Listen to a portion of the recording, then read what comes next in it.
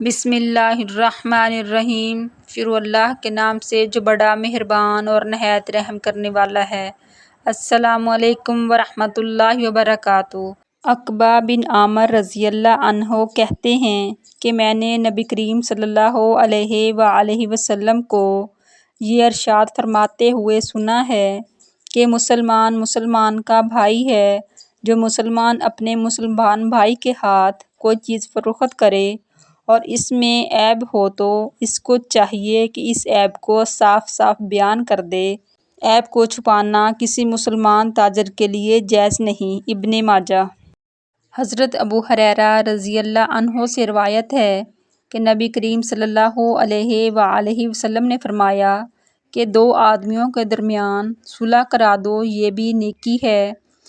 تم کسی کو اپنی سواری پر بٹھا لو، اس کا بوجھ اپنی سواری پر رکھ لو تو یہ بھی نیکی ہے۔ اچھی بات کہنا بھی نیکی ہے۔ تمہارا ہر قدم جو نماز پڑھنے کی غرض سے مسجد کی طرف جاتے ہوئے اٹھتا ہے نیکی ہے۔ راستے سے کانٹے پتھر وغیرہ ہٹا دینا بھی نیکی ہے۔ بخاری شریف۔ اس ویڈیو کو زیادہ سے زیادہ شیئر کریں تاکہ صدقہ جاریہ کا ثواب آپ کو ملتا رہے۔ پیارے نبی حضرت محمد مصطفیٰ صلی اللہ علیہ وآلہ وسلم کی سنت پر عمل کریں۔